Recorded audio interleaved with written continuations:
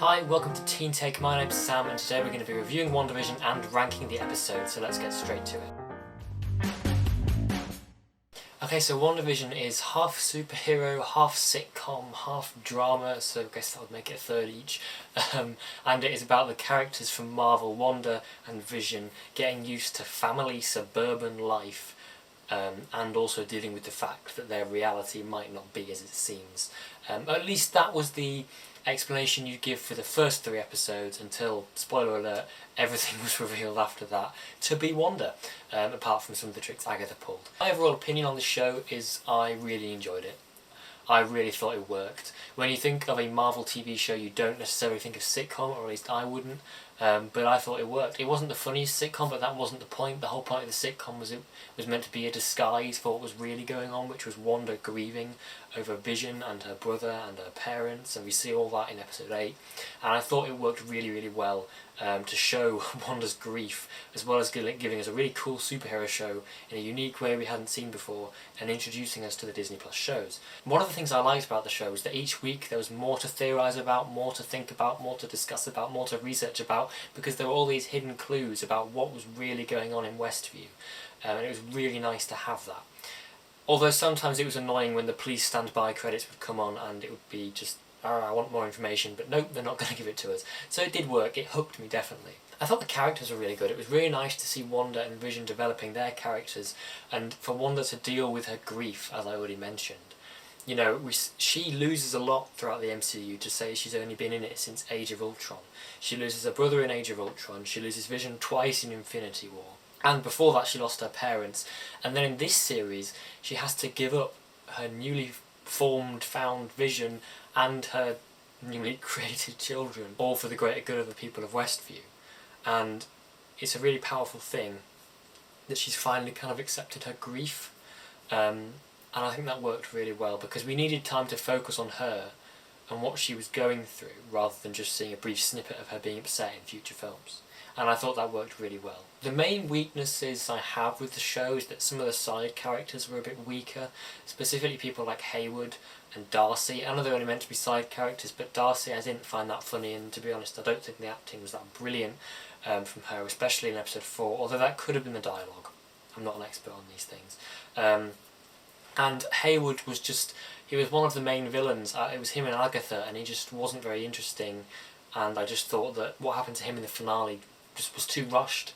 You know, the finale was a really, really good episode, but it needed an extra 5 or 10 minutes just to expand on what happened on things to do with Haywood and the other side characters, because the finale was really good for Wanda and Vision, but the other things that happened I felt we needed more time on. As I said, in this series, every week you could be thinking about what was going to happen in the next episode. But I think that was sometimes a weakness. I think the fact that we can go on the internet and find all these amazing fan theories, like, oh my god, what if this were true, what if that were true, and we have all this information out there, and the hype is really, really built up for Marvel content, especially after Civil War and Infinity War and things like that. I think the problem is that once you get an idea in your head that something amazingly big is going to happen and twist everything and you're not going to expect it, when that doesn't happen, you feel underwhelmed, and that's what I've seen on the internet. A lot of people not happy with the finale because of that. Yes, I was hoping to see John Krasinski as Mr. Fantastic, but I wasn't holding out for it. And I think a lot of people wanted the X-Men to be introduced, because obviously we had fake Pietro, we had Quicksilver, Evan Peters came in, and obviously a lot of people wanted the X-Men to come in, and they didn't. That was just Marvel tricking us and having fun with us. Side note, I quite liked that, because it was trying to show us the confusion Wanda was going through, and he turned up, so I didn't mind that. That is the thing with these Marvel shows and social media, is that you can get your expectations really, really built up, and if something massively different doesn't happen, then you get disappointed. And I did feel a bit of that. So I really enjoyed WandaVision. I wonder what you thought. I overall am giving it a 4 out of 5. I was thinking, oh, is that too high? But to be honest, no, I don't think it is. That would be an 8 out of 10, and I really, really enjoyed it. I thought it was a really nice, entertaining, weird Marvel show, and I thought it worked really well. So I'm going to rank every single episode now, but just be aware that I'm doing it subjectively. I'm looking at it as how much I enjoyed each one. And I change my mind all the time, so I'm saying this is my ranking now, but by next week this could have changed. But stick around if you're interested and would like to see where I'd put the different episodes. Hi there, if you'd like to watch some quality reviews from a different perspective, not some old guy who's been watching films for 50 years, then make sure to check out Teen Take, free now on YouTube. Okay, so position number 9, I put episode 7. I thought this was one of the weaker episodes. At the end of episode 6, we'd had that big thing where the Hex was expanded and Vision was nearly killed. And in episode 7, not much happened. Darcy was put in the Hex to sort of explain things to Vision, and then Vision and Monica were on their way to talk to Wanda. Obviously Monica gained her powers, which was really cool actually, but I didn't think it was that amazing an episode. It was good, but it didn't feel as good as some of the others, or as good as it maybe could have been. And the ending, I really liked it, but again, the credits cut off just after Agatha all along, and we're like, what? Who's Agatha? What? And episode 8 was flashback. So episode 7 for me was the one that is at the bottom of my ranking. Still really enjoyed it, it's at the bottom of the list out of all the episodes. So position number 8, I've put episode 1. There's not much to say about this one other than a lot of people didn't like it because it didn't give us that much Marvel content, it was mainly just sitcom.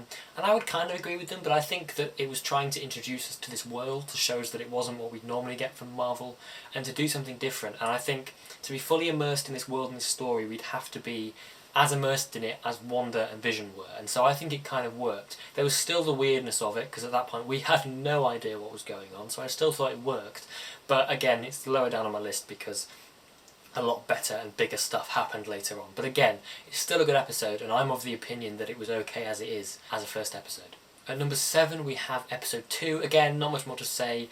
I've kind of already said what I want to say about this one when I was talking about episode 1, but this one was a bit better because it had more locations, more characters, and there was even more weirdness with a beekeeper at the end, which was just creepy, and I thought worked really well because it just pushed up the weird to another level. And I really enjoyed it. Again, it gave us a few more clues. We had the Wanda who's doing this to you, but from Jimmy Woo through the radio. We had the glass breaking, we had the plane in colour. I thought it worked pretty well. But again, it's lower down on the list because not as much happened, and therefore I didn't enjoy it as much as some of the others. So number 6 of episode 4, I thought episode 4 was good. It finally gave us some answers, or at least some clarification, because we'd kind of already theorised what was happening by this point through the internet and social media, which I talked about earlier. I guess some people wouldn't have been able to do that, but episode 4 was nice, gave us some answers, showed us some other characters like Monica, which was really cool to see her, and Jimmy Woo and Darcy and Hayward. So episode 4 was pretty decent. But again, it's kind of a bit lower down on my list because even though it gave us a lot of answers, it wasn't the best episode. I thought some of the acting, or at least the writing, wasn't brilliant. It was weird. I was watching the episode and I thought we had ages left, and then the credits just hit and I was like, oh, that was episode 4. And I think that was because for some reason I was expecting it to suddenly cut back to sitcom like 5 or 10 minutes in, but it turned out it was the whole episode in the real world, which was nice, but again, not one of the better episodes. Still good though. Number 5, we have episode 6. It might surprise some people that this is kind of at the midpoint, because this is the Halloween one, where Vision tries to get out of the Hex, and we have Quicksilver being more active, and Wanda's children getting their powers. And I thought it was a really good episode, but it didn't, I don't know, it didn't advance it that much, I didn't think, the story-wise. Obviously, Vision was figuring stuff out a bit more, but other than that, it didn't really do much. And again, it was a really good episode. I really enjoyed watching it, and I thought the comic book accurate costumes were really cool. But again, I think some people maybe would have put this higher up, but for me it was just kind of middle because it was very good, visually very nice, but I liked some of the other ones more. So number 4 we have episode 8. Episode 8 was really good. I liked the flashback element. I know a lot of people were disappointed with it, but I think they were more disappointed with the placement. I think they wanted more answers and expansion on some of the stuff that was going on currently in Westview. But in this episode we saw what happened before the town was taken over by Wanda. And I thought it was one of the best episodes, and that's why I've put it at number 4. If it had been put elsewhere, or little snippets of it have been shown throughout the show, people would have liked it more. But I think it's one of the better episodes, and I really liked seeing Wanda seeing Vision all broken up on the table, and then finding out that Hayward lied and that she didn't steal the body and that she actually created a brand new Vision for her sitcom reality. I thought episode 8 was nice. Number 3 we have episode 9. This is the finale. I thought it was really nice, but I think it rushed over some points with Hayward and things like that. It rushed it a little bit, and I think that's because they were kind of short on time. They only had 50 minutes, and so they had to kind of pack it all in. And so characters like Monica and Jimmy Woo and Darcy, who'd been built up throughout the entire show, didn't really do anything, which was disappointing. I mean, obviously Monica stopped the bullets hitting the kids, but I think they probably would have just sped away anyway, so I don't know. Episode 9 was disappointing in that aspect, but for me, the big reveals and everything, I kind of went into it making sure I didn't expect that, so I wouldn't be disappointed. And because of that, I really enjoyed the episode. I thought White Vision was awesome when he was fighting normal Vision. It was so cool. I was smiling a lot. I thought it was heartbreaking when Wanda had to say goodbye to Vision and her kids, and I just thought it was really cool. And I thought Wanda using the runes to stop Agatha was really clever, because I didn't see that. I saw she was throwing the power at the walls to do something, and I was like, why are you doing that? And it was because of the runes, and it worked really well. So yeah, the finale I really liked, and that's why it's third. So you might be surprised with my number 2, and I've really been debating whether this is lower down or not, but I've put it as at number 2 because I remember the excitement I felt when I watched this episode. So at number 2 we have episode 3. This was way back when we didn't even know that Wanda was controlling everything. This was the 70s episode, and it might surprise you to say that I've put this at number 2, but when I watched this episode, and it was pretty funny in a way. It was more funny than the first 2 sitcom episodes. Wanda was giving birth to kids. Vision got back, and Monica was in the house, and there was this real tension built, as if Monica was some sort of threat. You know, Agnes and the other neighbour were talking, and were kind of like, she doesn't have a house here. We don't know who she is or where she's from. And you could see Vision was kind of like, oh, okay, what's going on here? And Wanda was inside, and then eventually she was like, who are you? Blah, blah, blah. And it got really, really tense. And I remember being like, oh, things are picking up. And then Wanda chucks around the world, and we see a small glimpse of this giant bubble, or like these things that are holding the world together, just at the end. And the reason I've got it at number 2 is because I just thought I got so tense and excited at the end of that episode, because we didn't know what was going on yet. And obviously in episode 4 we got the answers, but it was just really nice because the first 2 episodes it kind of had little snippets of something's not right, and then that episode just pushed it even further, and I thought it was really well done.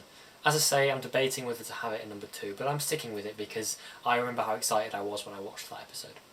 So that means at number 1 we have episode 5, which was the 80s episode, and I think this was probably the best episode. Or at least it was the one that I got a lot of enjoyment out of, because you had Pietro, or fake Pietro, turn up at the end. Evan Peters in the MCU, what? You had the first episode where it was half sitcom and half real life stuff, which was great. You had, in this episode, Wanda literally coming out of the Hex, being like, go away, this is my world, I will fight for it, and she aims all her guns at Hayward, which is brilliant. I just thought that episode was really, really good because of all those aspects. Because we finally had some proper confirmation that Wanda knew what was going on, and she could just leave the Hex whenever she wanted. I thought that was brilliant. We had Evan Peters' show, which was completely, well, no, not completely unexpected. I kind of thought something like that might happen because there'd been lots of fan theories on the internet, but it was still like, what? When it happened, like, oh my god. And then you also had Wanda and Vision fighting each other, or at least, well, not fighting, but arguing and then like rising up against each other. That was tense, because Vision was finally figuring out that something wasn't quite right.